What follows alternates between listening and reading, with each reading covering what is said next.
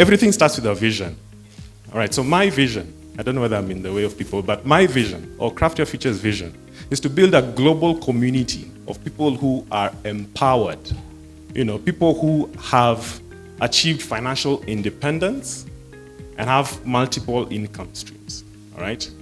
This is a global community. I'm not looking for a local community. I'm looking for a global community. So this is something that I'm really looking forward to achieve. One day, I'll be having an international conference, that kind of thing. Amen? All right. So, I don't know whether I've skipped. Okay, yeah. All right. So how many have ever been in this situation? I thought I should have figured it out by now. All of us, right? Even I've been there. One day you wake up, you're like, again. Still have to go there again. I still have to pay this loan again. I'm still borrowing 5K from Anto again. Why? Why? That kind of thing. And we thought that as you grow older, it will be easier to figure out your finances, right? Yeah? But the problem is, if no one's taught you how to do it at an earlier time, you're still working on your same old knowledge as you grow older. And until you seek information how you can change your life, you'll keep doing the same thing over and over. We try to clutch on to straws. You ask your friend, what are you doing? You're saving in a circle. Sawa. Another one, what are you doing? You're in buying land. Sawa. We try to pick a few things here and there, but we don't have a clear plan on how to achieve that financial freedom that we are all chasing. Okay? So I want to give you a few statistics for Kenya. But they're not good statistics. I call them the red flags. Okay? So what does the red flags mean? For Kenya. Number one, 80% of Kenyans do what? Use mobile loans. So 80% of us in this room, at one point or another, has accessed some mobile loan of some form. Okay? Next. 1 out of every 3 Kenyans will deplete their savings within 1 month of losing their regular source of income. 1 month. True or false? Yeah? All right. Next. Only 35% of Kenyans save regularly.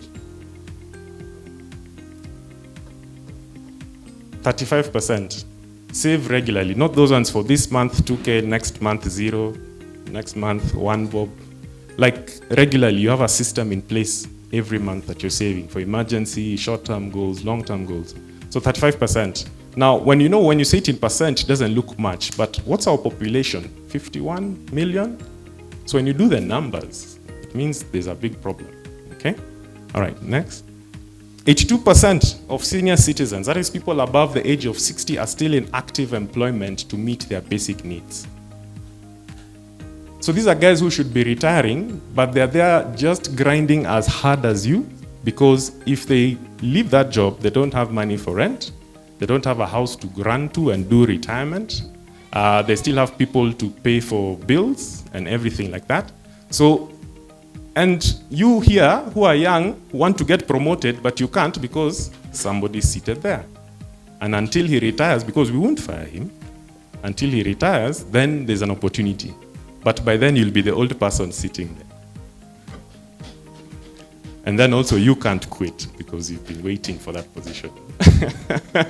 Yeah? So it's really sad. All right, next. Then less than 3% of Kenyans have insurance.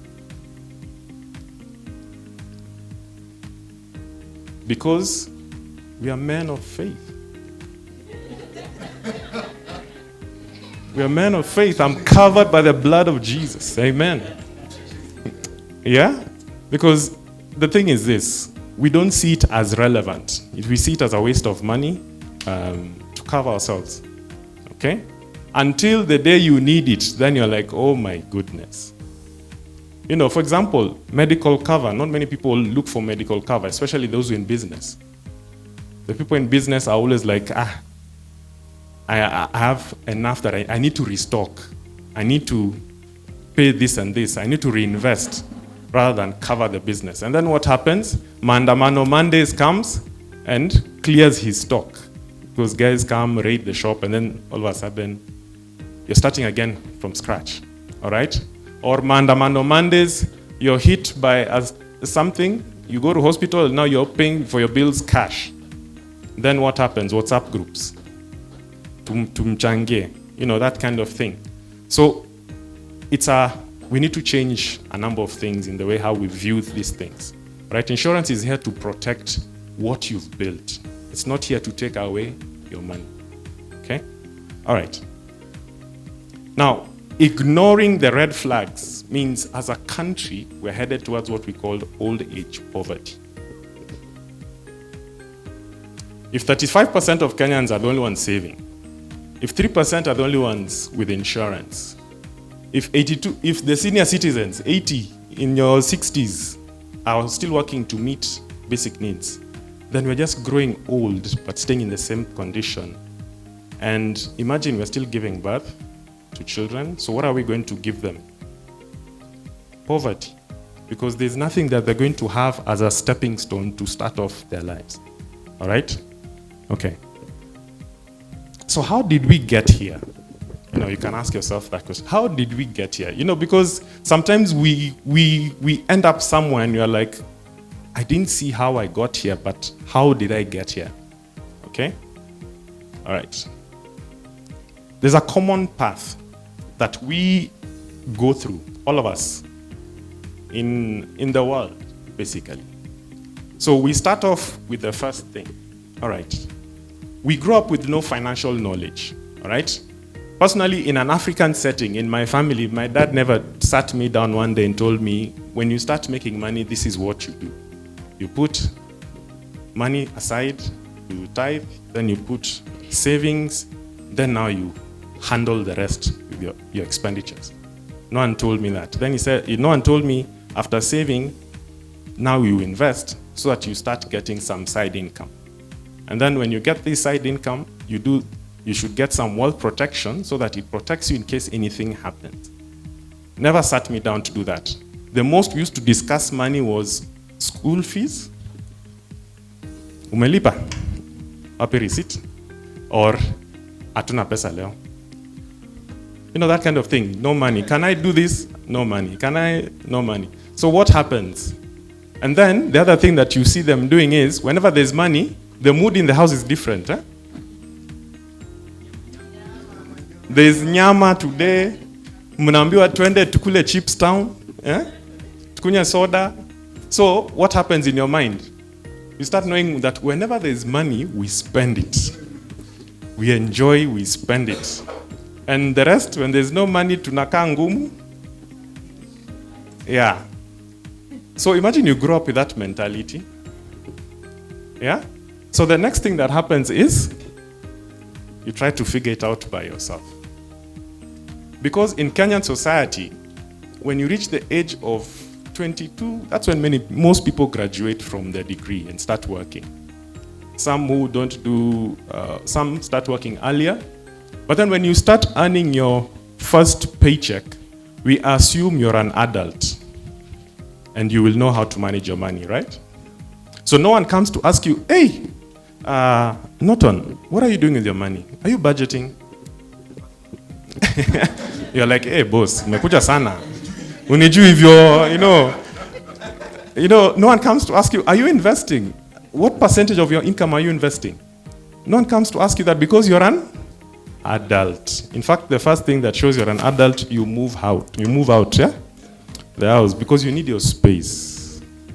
You need your space. And then to fund your space, you get a loan to buy your couch, to buy your bed, to buy your curtains. Yeah?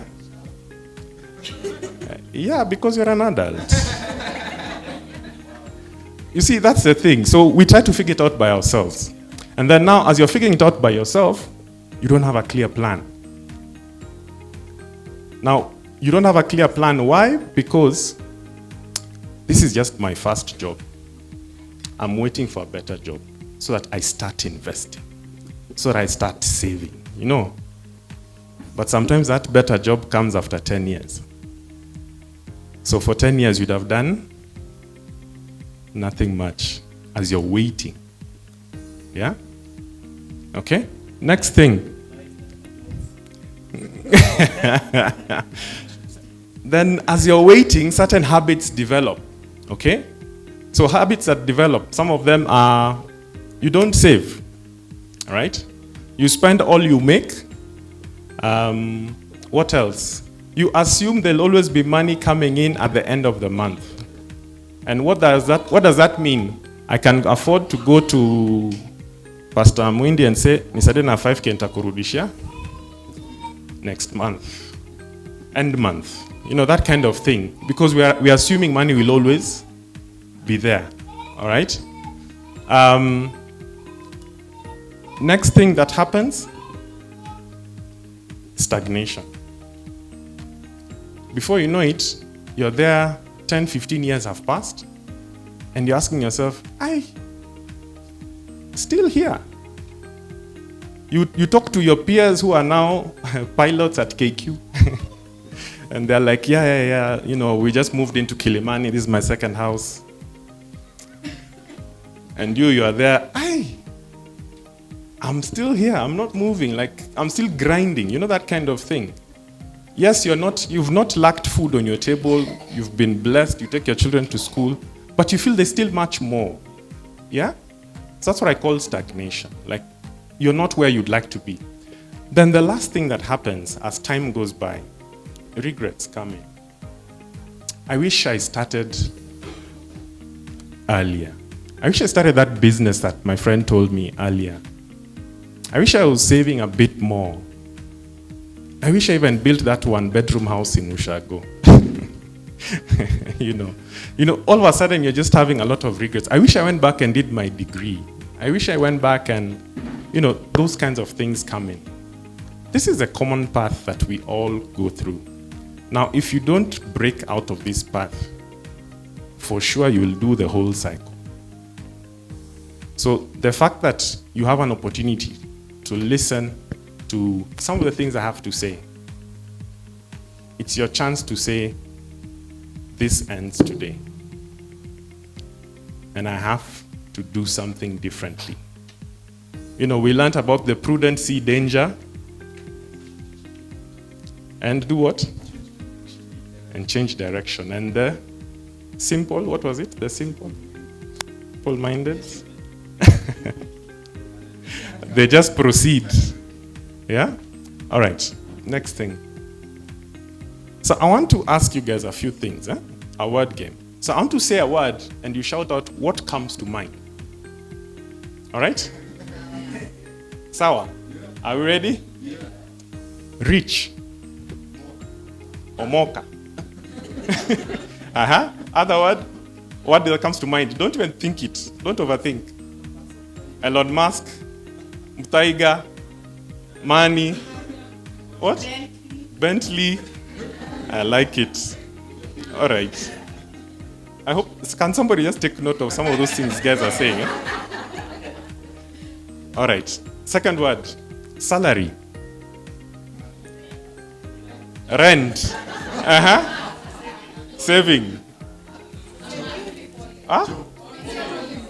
School fees. Security. Taxes.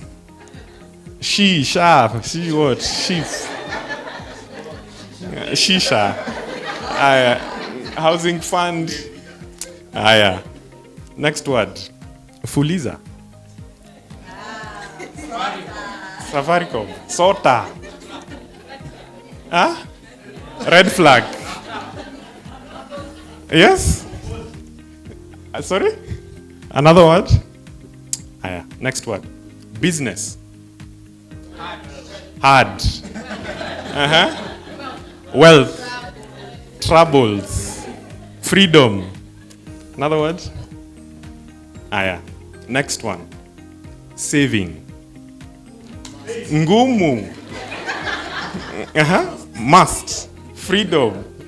Pain. Investment. Last one. Economy. Where?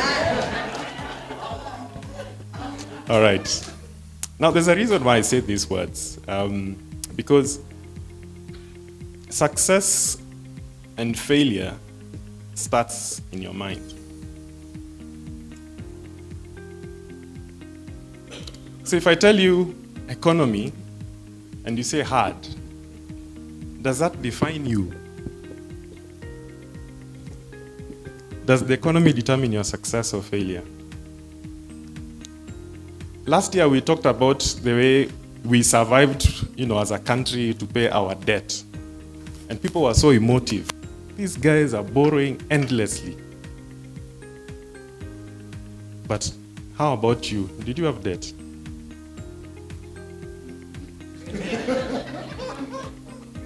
How about you? Were you saving at that time? Were you thriving as an individual? I'm getting personal, eh? Because it's easy to always point out. It's always easy to point out. But then when it comes to personal finance, personal. Personal finance is personal. You. It's not your parents, it's not your country, it's not anything else, it's you. It's personal. All right? So mindset is a key thing. So mindset determines your success or failure. It determines how you react to certain things. Okay? Now, there are two kinds of mindsets. All right? There's a fixed mindset, and there's a growth mindset. And there's something we also call scarcity mindset and abundance mindset. Now, somebody with a fixed mindset tends to think that there's no need to continue developing myself. I think I have all the knowledge I need. Let me just age gracefully. That kind of thing. Eh? What I know, no one else needs to tell me anything. I know, I'm an adult. All right? Somebody with a fixed mindset, they try something, and if it doesn't work the first time, they say, that was not meant for me. All right? They're that person who gives up easily. They're that person who sees others as competition. I can't tell Mike what I'm doing because I don't want him to do better than me. Okay? That's somebody with a fixed mindset. Somebody with a growth mindset, on the other hand, is somebody who's like, I'm always willing to learn. What's happening out there? What are you doing? How can I learn from you? That's somebody with a growth mindset. This is somebody who's like, I tried this. I tried farming potatoes, nikachomeka. But next planting season, niko hapo. But now with more knowledge and experience, yeah? Somebody with a growth mindset looks at others as resources. How can I learn from this person? I go to him and ask, how are you doing it? Can you teach me? All right. That's somebody with a growth mindset. Somebody who is willing to get out of their comfort zone. Comfort zone is, just as long as I'm paying my bills, I'm good. I mean, I'm working Monday to Friday. What else do you want from me?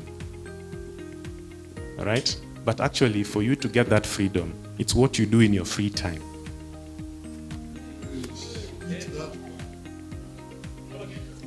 To get financial freedom, it's what you do in your free time. So you go to work, yes, Monday 8 to 5 till Friday. Perfect. That gives you a salary. But what do you do in your free time? All right? So what do you do in your free time? Do you read books to grow your mind, to get business ideas? Do you read books to learn about investing? Do you talk to people and find out how are they doing their projects so that you can also start doing the same projects? Originality is overrated. But somebody can always sit there and I'm waiting for that business idea no one has ever done. So we sit there waiting, but you will wait. Unless you're Elon Musk, where now you're exploring space. You will do everything that everyone has done before. Okay? So it's about asking yourself, what am I not good at and how can I get better at it? Do you go for coaching? What are you not good at? Can you go for coaching and get better at it? And maybe that will be your source of income now. Okay? So So it's about improving your skills when you're not at work. Because those skills is that are the things that will open opportunities for you to get other sources of income. And I'll get to investing because you need other sources of income for you to grow your investments. Salary is not what makes you rich. Your salary is not what makes you rich. How many people know of people who earn over 1 million but are seriously in debt? But you work on a salary. So there's something else. Your circle is small. All right. You can even just look, even our MPs, there was a time MPs were posting their pay slips. Deductions are there until you're like, hey, I'm done. I really need to be helping my MPs. Instead of them helping you, right? All right. Okay.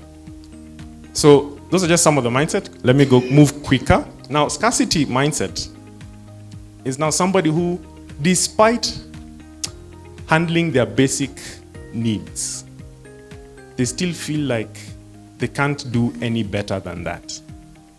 Despite having a salary, this person says, I don't see myself living outside this area. I don't see myself ever leaving this country. You limit yourself so much because of your scarcity mentality. In fact, what we go ahead and say, in our family, no one has ever been rich. So I don't think I'll ever be rich. Scarcity mentality. All right? Now, abundance mentality is somebody who says, if Dante can do it, I can do it as well. All right? If he can do it, I can do it. If he went to school just like me, I can do it. Or I can even go to him and tell him, teach me how to do it. And I do it. All right? So somebody with abundance mindset sees that opportunities are there for all of us. It's not just for a particular set of people. All right? You know the way we see Wazungus coming into Kenya for holiday? And we're like, these guys, they're always so rich. They're so lucky. They're so lucky.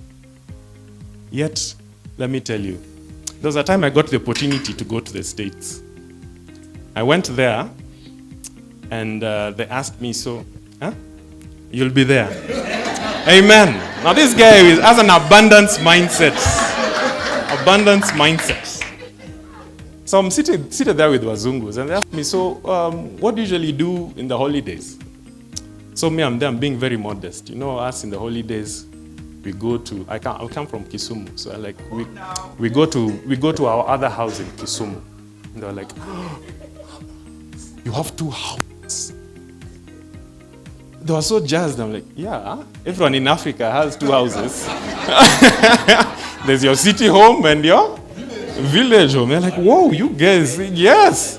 One of you, they were so amazed.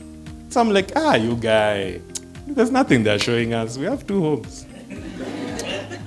So let me tell you guys, it's just about how you view yourself. Anything anyone else can do, you can do. It's about you making up your mind, all right? There's a brief exercise I want you to do. Just take a picture. I'll not go through it. You know, in your free time, just ask yourself, what are the areas that I have a scarcity mindset about? And what are the areas I have an abundance mindset? And where do I see myself having a fixed mindset? And where do I see myself having a growth mindset? Sawa sawa? We can move to the next. All right, so next thing after your mind is goals. All right, let's move on to the next slide. All right, goals. Who here has their goal written down of where they want to be in 10 years from now in detail? Nice. Yes. In detail. There are two people here with a serious goal. Can we just applaud them? Come on. Come on.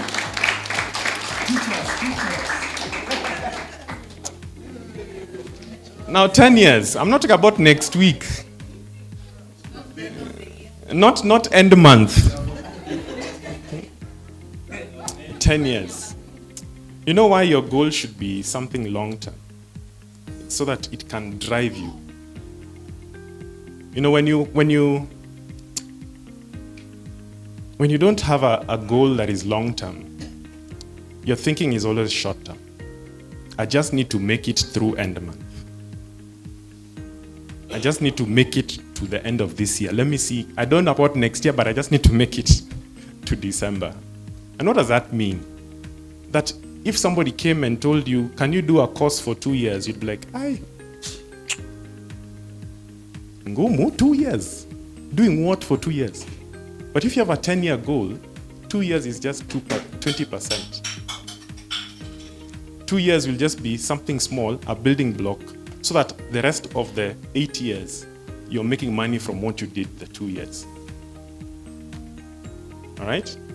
But if you're just thinking about end month, you're just thinking about what I need to pay, bills. And then you don't think beyond that. Okay? So now, next slide. So, dreaming is free. Amen? I mean, God gives you sleep because He loves you. See that? So dreams to go with it. Dreaming is free. But for it to become a goal, you need to write it down with a date. Like, I want to be living in, where? Muthaiga by the time I am, how many years old? 45. I want to be living, not only stopping there, I want to be living in a 4-bedroom house with a driveway. I want to be having my 3 children, for example, who will be going there close by, Roslyn Academy. All right? These children of mine, they'll be, you're setting them up for success. All right? Your goal needs to be so clear to you that if I stopped you in town on a random day, you would be telling it out to me without thinking about it. But what happens is many of us don't have a clear goal. So if you don't have a clear goal, what happens? Every year, we change. Say something like New Year resolution. Am I shouting? A New Year resolution is not a goal, guys. A New Year resolution is just something we want to change a habit. Have you noticed that? A New Year resolution is usually to change a habit. It's not a goal. Okay? And most of the time we don't make it to change those habits. We reset in January again. I mean, we start by fasting. Now this year. Wacha nimalize fast. Okay. All right. Now the next thing. Now once you have that goal, you need to break it down into steps to become a plan. All right? Now, if my goal is to live in Muthaiga 10 years from now, okay? Then what do I need to do starting today to get there? Okay? Number one, first, I need to be prudent with my finances right now. I can't afford to be wasteful. Okay? I need to start investing. But not only that, how much do I start investing? Consistently every month. And then because maybe that won't get me to Muthaiga still, then I need another second source of income. Do I need to get a better paying job? Yes. Do I need to start a business? At some point. Do I need to start investing? Most definitely. You should have already started.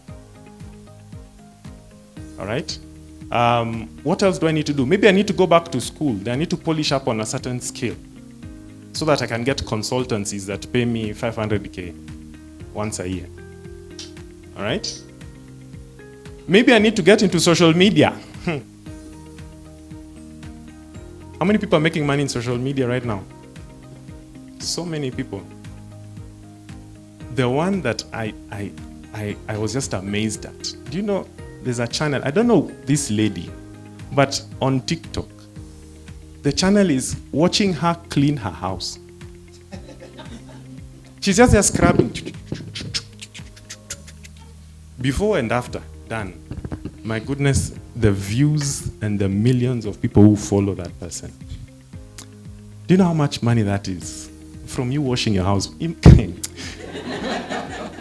Guys, we need to open up our minds, right? Because if that person is making money, you who has a degree, and you are hiring somebody to clean your house. So we need to think outside the box. That's basically what I'm trying to say. Think outside the box, all right? Be a thought leader. You know, being a thought leader means just sharing ideas on a certain thing on social media. That could open doors for you to be called to provide, you know, a session in a conference or something, and it comes with money, right? So sometimes even just pursuing that passion God has given you and letting that information out can open doors for you. Okay? All right. Then, now you have broken down your goal and into steps. Then it becomes a plan. All right. So now you have a plan.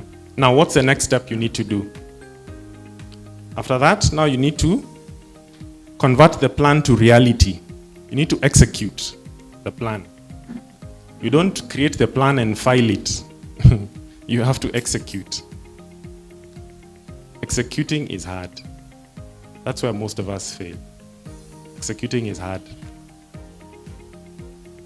You know, they say making wealth is boring because you have to do the same thing over and over and wait because it takes time. All right? So execution is the hard part. Get bored very easily. All right? Okay, let's move on quicker. All right, quick exercise. Write down 2 goals you'd really love to achieve in the next 5 years. Instead of 10, because Molly complained 10. All right, just take a quick shot of this. Why would it mean a lot to you to achieve them? Because if your goal is not powerful enough to you, you will not be driven by it. So it has to have a pulling effect on you that you must be like, I must achieve this thing. Come rain, come sunshine. I must achieve it. Okay? Then break down that goal into steps. What are you going to do in the next 1 month? What are you going to do in the next 3 months? And you call yourself to meetings, to account, or even have an accountability partner. Like, I'm planning to do these things in the next 5 years. Hold me to it. Okay? Let's move on. Now, budgeting. When I said budgeting, no, I didn't say budgeting. All right. So budgeting, how many people use budgets? All right. I like that number. So about 80% of the room. Eh? Now let's look at the budgeting methods to sift it down a bit. Just go to the next one. Which budget method do you use? And I saw all those people put their hands up. Aya, let's move on to the next one. Sorry. Number 1, the first budgeting method. Simply spending less than you earn. So this is a budgeting method for people. How many of you use it? Just wink. Nitakuona. All right. This is very common, guys.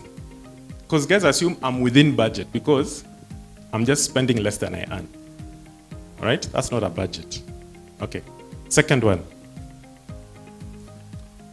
Envelope method. Basically, this is where you split your income into different things. You're like, house shopping, inakuanga hapa, rent, this part, food, this part. You know, the guys who do that so that you don't overspend for different things. Usikule pesa ya rent on transport, you know, that kind of thing. Yeah? Then the next one. Next one is when now you become curious about the budgeting methods. Now, this is the most common one where, you know, the 50, 30, 20% method of budgeting, where 50% goes to your needs. Needs are things that you must pay every month. Whether or not you want to, you must. And I think we have an idea of what those are, right? Not Netflix. Yeah? Wants are things we would like to have, but not necessarily have to be there. All right? An example of this one? Yes, eating out. Yeah? You'd like to have, but it's not a must, it's there. All right? And then 20% is just the recommended amount that you need to save. Now, people come to ask me, how much should I be saving each month? Then I always throw it back to them, what is your goal? Okay? If you want to live in Taiga, you can't save 20%. Fact or false? So your goal determines what action you have to take. Okay? So there's no formula. This is just a guide, 50, 30, 20, for you to start off with. But if you want acceleration to your goal, then you need to adjust to it. Okay? And then finally, this is what I actually use, the zero-sum budget. Now, zero-sum budget is me allocating every coin to something, a purpose, before I start spending it. So I start off, let's say I'm earning 100K. Of course, I've given Zakayo, yake. I've given Mungu, yake. Then now I distribute. I say 20%, this is going to my savings, this is going to my children, school fees is going to my business, this is going towards my this, and I allocate everything. Now, the beauty of this, as John Maxwell put it, a budget is telling your money where to go instead of wondering where it went. So by me doing this, I'm telling my money where to go. So what happens? If mid-month comes in and I have somebody tells me something that I had not budgeted for, then I come back to my list and say, okay, I need to now get 5K from somewhere. So I come to my budget, I'm like, okay, I'd budgeted to do a travel this month. Maybe this travel, I'll push it to next month so that I sort out this emergency. My decisions are more informed rather than just getting the 5K and sorting that emergency. Now, you can only get this 5K from two sources. All right? One of them is either you borrow, or the other one, you get it from last month's savings. Either way, you're hurting yourself. You might think getting it from savings is okay because I'm not hurting anyone, but see, you're taking from your goal that you had decided will be happening 10 years from now. So either way, you're hurting yourself. So you need to have a clear plan. Tell your money where to go instead of wondering each month where it went.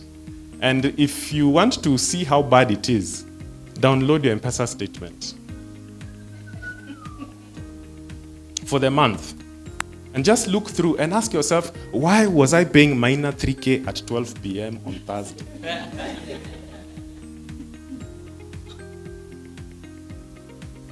True story. Why was I paying Mike 10,000 on Sunday night? Because if you don't know where your money is going, those are the questions you'll be asking yourself. All right? So there are certain things that you need to do. You need to assess your financial situation. How much income do you have? Do you track your expenses to know how much you spend on different things? Okay? Are you saving and investing? Some people just save. Saving is not investing. Saving is putting money aside and then it needs to work for you. Your money needs to start working for you. Then lastly, are you living beyond your means? Would anyone know what living beyond your means means? What does it mean? Yes? Spending more than you have. I'd like to qualify that a bit. If you don't have money to save, you're already living beyond your means.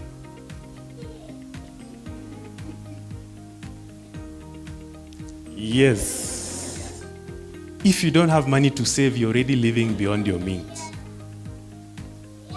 Because how else are you meant to have a brighter future if you're stuck in the moment? Okay? So, mindset. Exercise. Track your expenses for 1 month. Download that M-Pesa statement. Start asking yourself those questions. Do I know why I was paying 3K to John? Ask yourself those things. Start using a zero-sum budget. Join me in doing this thing. Do it 1 month. See how it works. Yeah? Give your money purpose. And then monitor your budget each month. Now, a budget is not a fixed thing, as many people think. A budget adjusts per the month. That's why many people fall off using budgets. They're like, because you're trying to use your budget for January in March, and maybe things have changed in March. Taxes have increased in March, but you're sticking to your budget for Jan. And then it come June, you've given up on budgeting because nothing fits your budget anymore. But it's something that needs to adjust according to what's happening around you. Okay? So if you find that your net pay is reducing, then you need to start finding ways to increase your other sources of income. Okay? The people that I have trained, the people I have had the opportunity to go through Craft Your Future, usually join what I call Craft Your Future community. And this is, as I said, what was my vision? To build a global community of people who are empowered and are financially independent, you know. So I have a community that I'm already building, right? Now, in this community, we grow each other. Part of the empowerment is I have webinars where I invite guests and we have kind of sessions on how to empower ourselves and to grow as well. So I'm having a webinar on the 4th of February, right, which is in 2 weeks' time. So this is if you want to join this webinar, I'll be with a lady from Uganda. As you said, global, guys, global. Yeah? She's a lady who has won several awards. She's an entrepreneur who is living out her story. She's not telling it, she's living it. All right? She'll tell you a bit about her story, how she started, what challenges she faced, and how she's making it. And now she's working with other women, empowering them to do the same thing. Now, this is not for women, this is for all of us. All right? So feel free, take that screenshot, follow the link, and join. Now, the second thing that I do for my community, the next one, is I walk the journey with you. Now, this year I launched a savings challenge. In my savings challenge, I had 4 clubs. I have the 250K club, I have the 150K club, 100K club, and 75K club.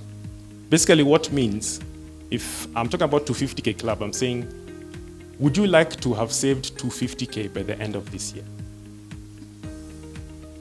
Would you like to have saved 150K by the end of this year? You know, saving is a hard thing, right? In fact, when you're doing it by yourself, it's even harder.